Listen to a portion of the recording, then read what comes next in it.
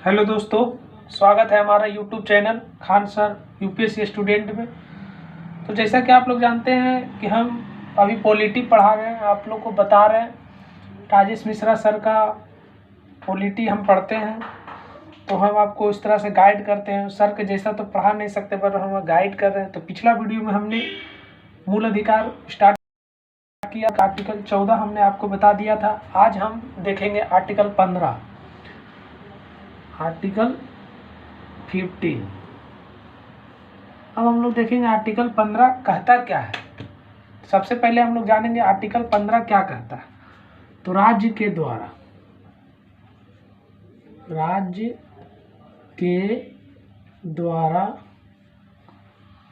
किसी नागरिक के साथ, राज्य के द्वारा किसी नागरिक के साथ,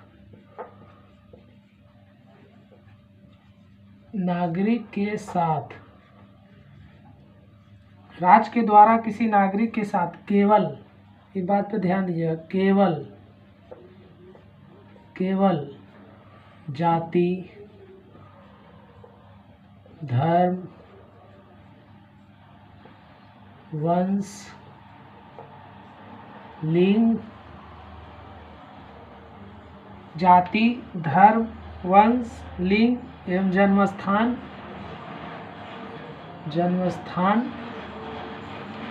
के आधार पर भेदभाव नहीं किया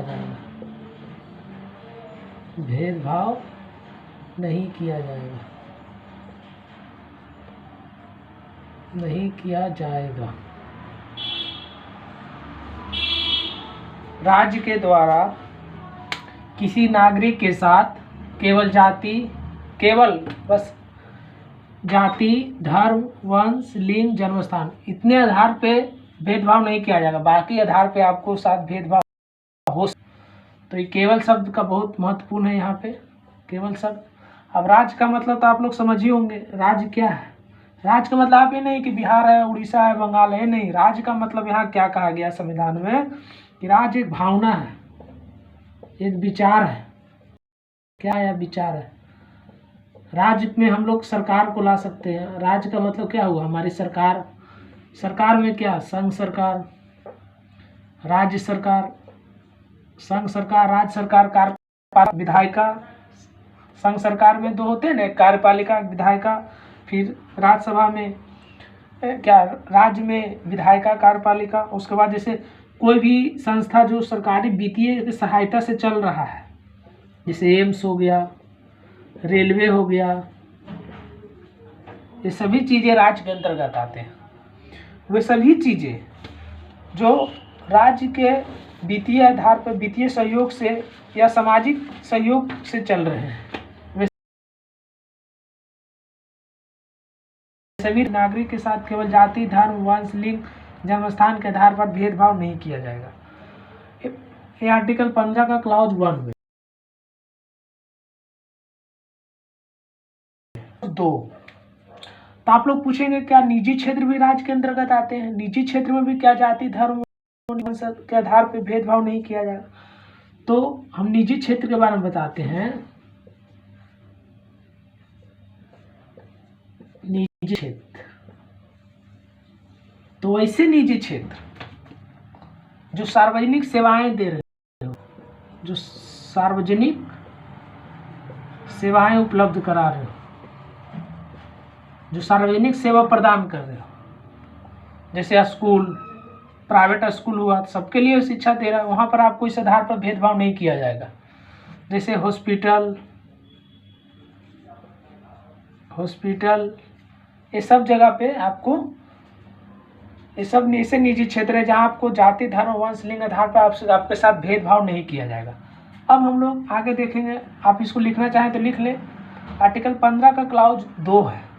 आर्टिकल 15 का क्लॉज 2 में क्या बोलता है? कुछ और पाबंदियां लगाई गई है। जैसे और कुछ जगह है जहाँ पे आपको इस आधार पर भेदभाव नहीं देखने को मिलेंगे। जैसे आर्टिकल 15 का क्लॉज 2, आर्टिकल 15 का क्लॉज 2 में क्या बोलता है कि दुकान, सार्वजनिक रिसोर्ट, सार्वजनिक होटल बोल सकते हैं आप इसको, सार्वजनिक मनोरंजन स्थल या रिसोर्ट, सार्वजनिक मनोरंजन स्थल हो दुकान हो, सार्वजनिक मनोरंजन स्थल हो या होटल हो या सार्वजनिक रिसोर्ट हो, या सार्वजनिक रिसोर्ट हो, रेस्टोरेंट, इन सभी जगह पे आपको जाति, धर्म, लिंग, जन्मस्थान के आधार पर भेदभाव, ऐसा नहीं कि आपको दुकान गए आपको विशेष जाति से दुकान वाला देने से सामान मना कर देने, आप कुछ विशेष जाति से आप कोई सामान नहीं दिया, ऐसा आपके साथ नहीं होगा। और वैसे जगह जहाँ सभी लोग जिसका यूज करते हैं, जैसे कुआं पे, किसी के कुएं के पास पे आपको जाति आधार पे या लिंग के आधार पे या कुछ जो आर्टिकल 15 में निहित है उस आधार पे आपको भेदभाव नहीं, जैसे कुआं, तालाब, स्नान घाट, नदी के किनारे, गंगा ये सब के किनारे जो होता है स्नान घाट, और उसके बाद सड़क पे भी कोई भी चल सकता है, सबका सड़क है, वहाँ पे आपको कोई भेदभाव अगर आपके साथ करता है तो आप सीधे हाई कोर्ट मूल अधिकार के उल्लंघन के आरोप में आप जा सकते हैं। सार्वजनिक उपयोग के लिए जो भी आंशिक एवं पूर्णतः रूप से सरकारी वित्त पर हो, जिसमें जैसे कि ऐसा वो सभी जगह जो सरकारी खर्चा हो, थोड़ा सा सरकार उसमें आपको आर्टिकल 15 में जितने निहित है जाति, धर्म, लिंग, जन्मस्थान और मूल वंश, ये सभी आधार पे आपको इस सब जगह पे भेदभाव नहीं मिलेगा। इन सभी सार्वजनिक स्थान पे आपको भेदभाव नहीं किया जाएगा। तो आर्टिकल 15 का क्लाउज 2 बोलता है। अब क्या था कि डॉक्टर भीमराव अम्बेडकर के साथ ये क्यों लाना पड़ा कि डॉक्टर भीमराव अम्बेडकर के साथ आप देखेंगे भीम मूवी में कि कितने कहीं भी उनको कुआं के पास पानी नहीं लेने दिया जाता था, कभी उनको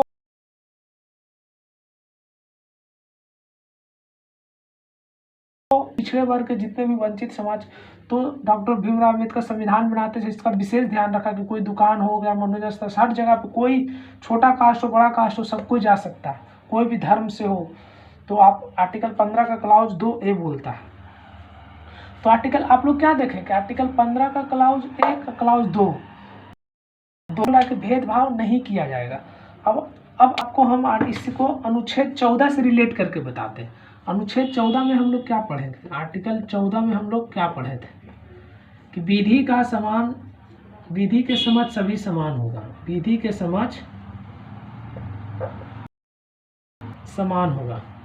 तो क्या इसके अंतर्गत हम लोग आर्टिकल 15 का 1 आर्टिकल 15 का 2 नहीं रख सकते? क्या रख सकते? आप पूछेंगे कि आर्टिकल 15 का क्लाउज 1 में क्या बोल रहा है कि जाति, धर्म, लिंग ये सब के स्थान पर आपको ये सब के आधार पे आपको भेदभाव कहीं नहीं किया जाएगा। राज्य के द्वारा आपको किसी नागरिक के साथ केवल धर्म, जाति, प्रजाति, मूल वंश या लिंग के आधार पर भेदभाव नहीं किया जाएगा। तो आपका सब समान है, विधि वहाँ विधि के समान सब है, कोई भेदभाव नहीं। कोई भी रहे, प्रधानमंत्री, राष्ट्रपति रहे, किसी के साथ कोई अलग नहीं है, सबके साथ एक समान होना चाहिए, कोई भेदभाव नहीं हो। तब विधि का समान है, सभी समान है। तो आर्टिकल 15 का 1 हम लोग में भी दुकान हो, सार्वजनिक, यहाँ भी हमको अधिकार दिया जा रहा है, इसको भी हम सभी यहाँ पर भी सब समान है, कोई भी हो सबको इतना सब जगह पे जाने का अधिकार होगा।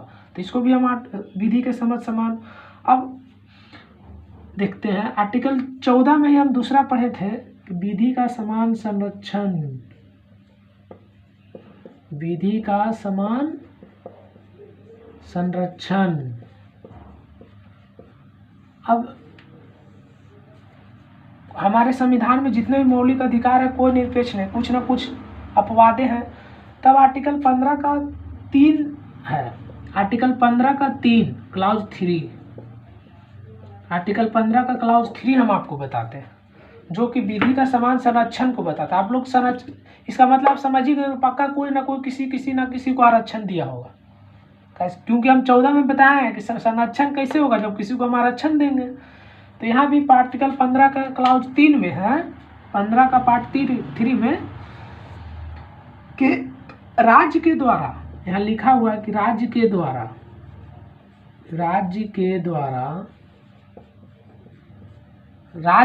द्वारा बच्चों के लिए बच्चों के लिए, राज्य के द्वारा बच्चों के लिए तथा महिलाओं के लिए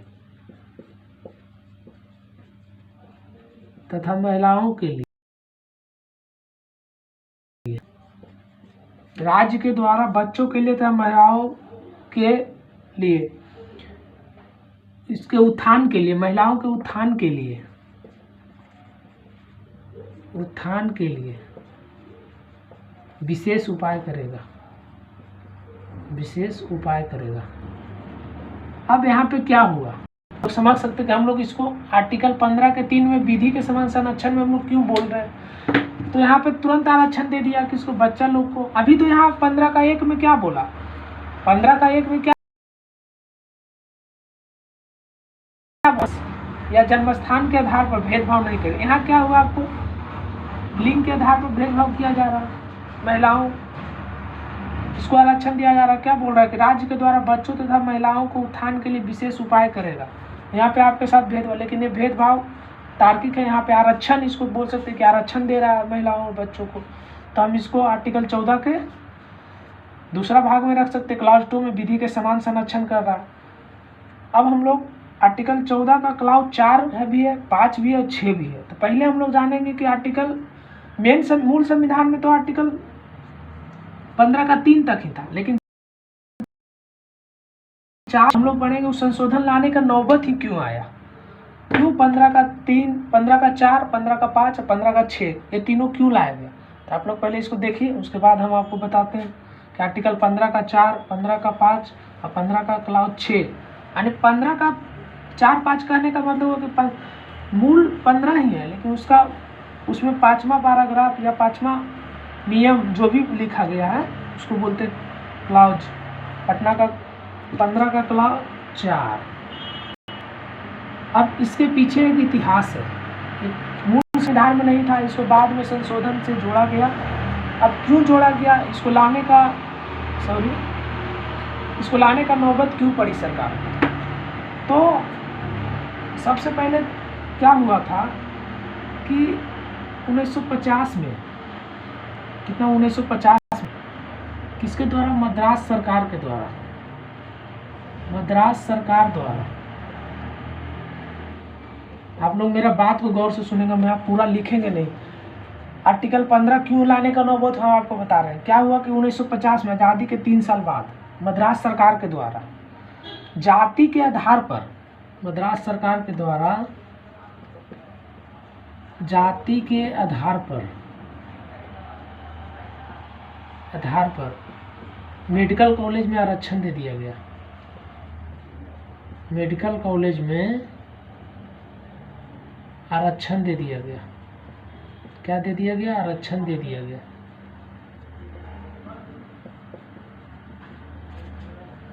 अब 1950 में महाराष्ट्र सरकार के द्वारा जब जाति के आधार पर मेडिकल कॉलेज में आरक्षण दे दिया गया, तो कोई मद्रास का अभी किस आधार पर दिया ये भी आप जान लीजिए कि आरक्षण तो कोई बिना मतलब का, लेकिन तत्व, नीति निर्देशक तत्व, यही इसी का आर्टिकल 46 में बोला गया है कि पिछड़े वर्गों के उत्थान के लिए सरकार राज्य विशेष उपाय कर सकती है। तो आर्टिकल 46 का तो ये तो दे दिया। अब संविधान, कानून, कोई भी नियम का सबसे बड़ा मूल अधिकार है। यहाँ पर क्या हुआ कि डायरेक्ट मूल अधिकार का उल्लंघन हो गया। कैसे उल्लंघन हुआ कि आर्टिकल 15 का 1 में आप बोले थे कि राज्य के द्वारा नागरिक के साथ केवल धर्म, जाति, प्रजाति, लिंग या जन्मस्थान के आधार पर भेदभाव नहीं करेंगे। यहाँ आप जाति के आधार पर कैसे आप आरक्षण दे दिए। यहाँ तो हमारा मूल अधिकार को आप हनन कर रहे हैं, मूल अधिकार को मेरा आप छीन रहे हैं। तब 1951 में एक मद्रास का नागरिक जिसका नाम था चमकम दुराई, उन्होंने हाई कोर्ट में केस कर दिया, सुप्रीम कोर्ट में। ये केस का नाम पड़ा चमकम दुराई राजन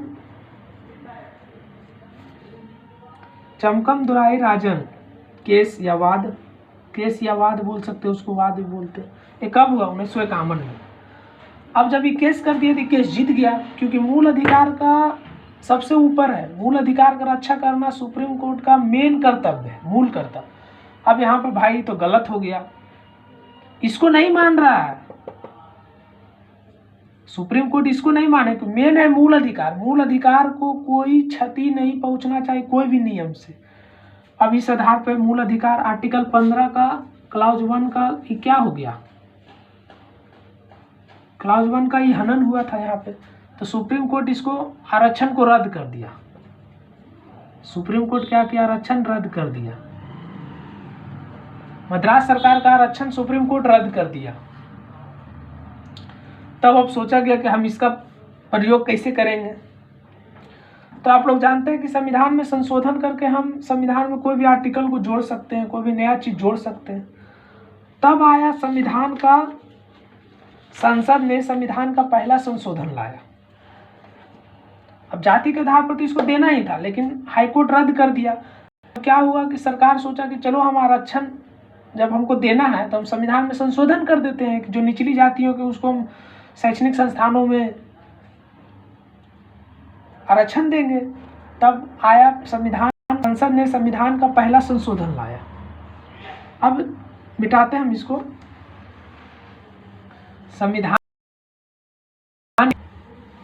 संविधान में संसद का पहला संशोधन हुआ। संसद ने संविधान का पहला संशोधन किया, यानी क्यों किया, तो जाति के आधार पे जो हम मामला रद्द कर दिया था सुप्रीम कोर्ट, तो सोचा कि हम कानून अगर कुछ बना लेते हैं तो फिर सुप्रीम कोर्ट तो बोलेगा नहीं, वैध हो जाएगा। तब संसद ने संविधान का पहला प्रथम संशोधन, संविधान का पहला संशोधन कब हुआ, 1951। अब इसके तहत आर्टिकल 15 का 4 जोड़ा गया, क्लाउज 4 पैराग्राफ 4 जोड़ा गया, और इसमें कहा गया, सीधा क्या कहा गया कि राज्य के द्वारा, फिर से राज्य मतलब आप समझ रहे हैं, उनको बता दिए पहले, राज्य के द्वारा सामाजिक और शैक्षिक रूप से क्या, सामाजिक और शैक्षणिक रूप से पिछड़े वर्गों को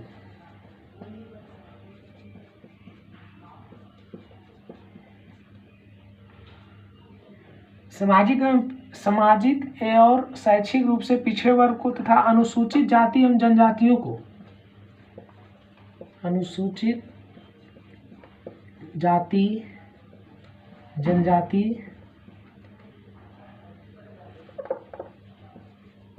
जनजातियों के उत्थान के लिए विशेष उपाय करेगा। क्या करेगा, विशेष उपाय करेगा। अब यहाँ सीधा लिख दिया है आर्टिकल 15 के 4 में संविधान का प्रथम संशोधन 1951 करके कि राज्य के द्वारा सामाजिक और शैक्षिक रूप से पिछड़े वर्ग को, अनुसूचित जाति एवं जनजाति के उत्थान के लिए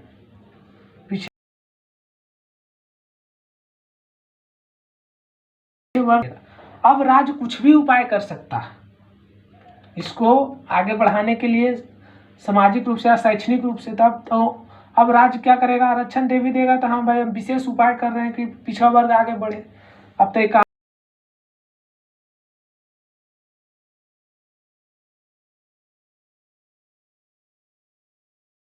कानून कौन है, ये पिछड़ा वर्ग कौन है, किसको हम पिछड़ा में रखेंगे, किसको हम अगड़ा में रखेंगे।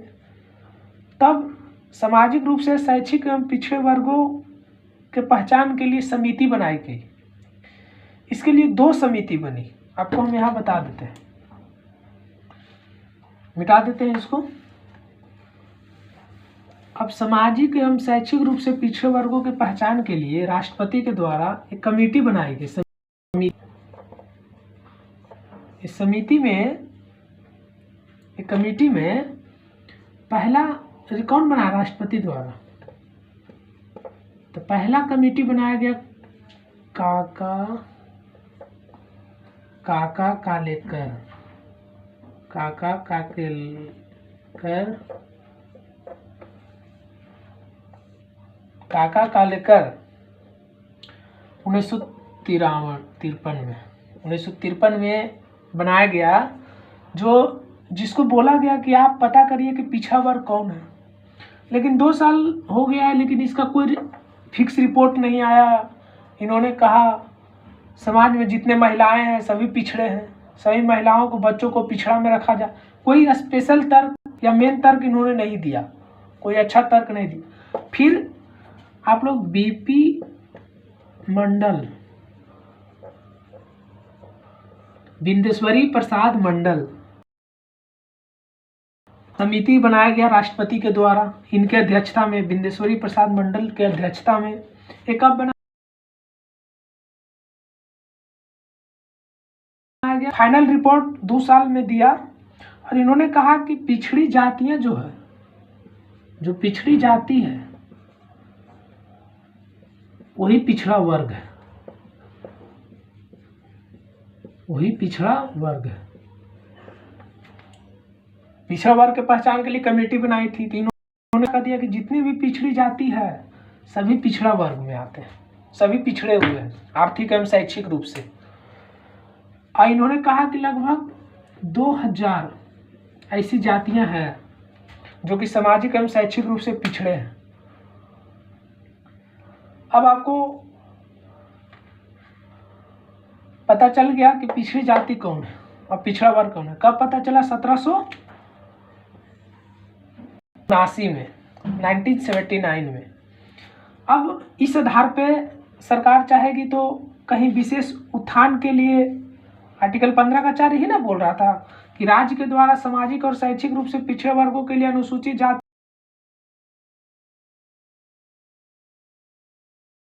के पता चल गया कौन है। अब वो विशेष उत्थान कर सकती है, कहीं भी आरक्षण दे सकती है, कॉलेज में हो, शैक्षिक रूप से या समाज में कुछ काम के लिए। अब 15 क्या हुआ कि जब ये बीपी मंडल का आया तो कहानी आपको बताते हैं कि जब ये रिपोर्ट सौंपा गया 1979 में, तो फिर यही रिपोर्ट के आधार पर 1990 में बीपी मंडल, उसमें प्रधानमंत्री थे बीपी सिंह, बीपी मंडल नहीं, बीपी सिंह, उसमें प्रधानमंत्री थे बीपी सिंह। इन्होंने नौकरियों में, संघ सरकार की सेवाओं में, यानी सेंट्रल सरकार की नौकरी में, संघ सरकार की सेवा में पिछड़े वर्गों को इन्होंने डायरेक्ट अलाउंस कर दिया था, कोई संशोधन नहीं किए थे इन्होंने। पिछड़े वर्गों को 27% आरक्षण दिया जाएगा। आरक्षण क्या दिया जाएगा? आरक्षण दिया जाएगा।